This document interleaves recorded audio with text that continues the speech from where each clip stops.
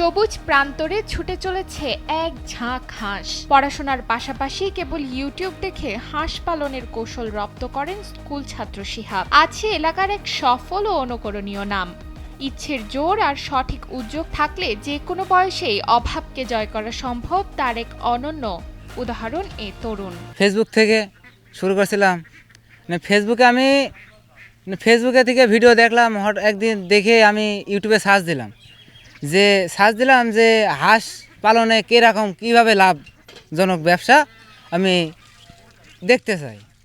তারপর আমি দেখলাম যে একজন 100 কি 150 এভাবে তুলে ডিম নেছে। আমি ওইটা চিন্তা ভাবনা করে দেখলাম যে আমি পুষি, আমাদের এখানে বড় মাঠ আছে, যদি লাভজনক যেহেতু দেখছি আমি পুষি। 3 বছর আগে বাবার সহযোগিতায় মাত্র 600টি হাঁস নিয়ে যাত্রা শুরু করেছিলেন শিহাব। আজ সেই ছোট উদ্যোগই রূপ নিয়েছে বড় এক বাণিজ্যিক খামারে। বর্তমানে তার খামারে হাঁসের সংখ্যা প্রায় 1200টি। উন্মুক্ত জলাশয়ে লালন পালন করা এই হাঁসগুলো 4 মাস বয়স থেকে টানা প্রায় 9 মাস ডিম দেয়। সর্বপ্রথম 630টা হাঁস থেকে শুরু করেছিলাম। 30টা হাঁস মারা গেছে, আর 600 হাঁস থেকে আমার মনে করো এই পর্যন্ত এখন আমার খামারে 1100 হাঁস আছে। শিহাবের খামার থেকে প্রতিদিন প্রায় 14 থেকে 15 হাজার টাকার ডিম বিক্রি হচ্ছে।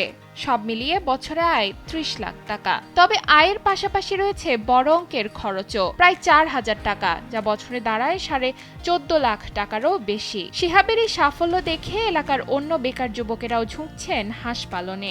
আমার গ্রামের শওকত আলী, সে হাঁসের ফার্ম দিয়েছে, আল্লাহ তাকে খুব ভালো উন্নতি করাইছে।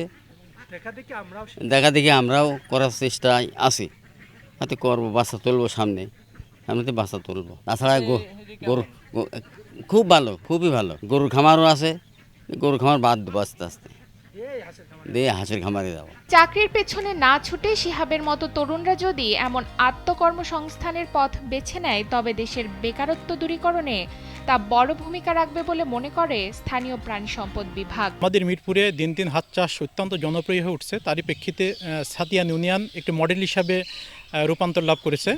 আমাদের প্রাণী সম্পদ বিভাগ প্রতিনিয়ত তাদের বিভিন্ন পরামর্শ প্রদান করছি, এবং তাদের যেটা একটা দাবি লোন, এ ব্যাপারে আমরা বিভিন্ন লোন, যেটা দাতা প্রতিষ্ঠান আছে, বিভিন্ন ব্যাংক আছে, তাদের সঙ্গে যোগাযোগ রাখছি, তারা যাতে সহজ শর্তে ঋণ গ্রহণ করতে পারে।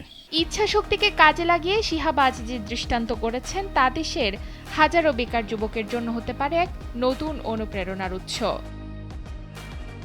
কুষ্টিয়া থেকে হারুন আর রশিদের পাঠানো তথ্যচিত্রে ডেস্ক রিপোর্ট নুসরাত তালবিয়া।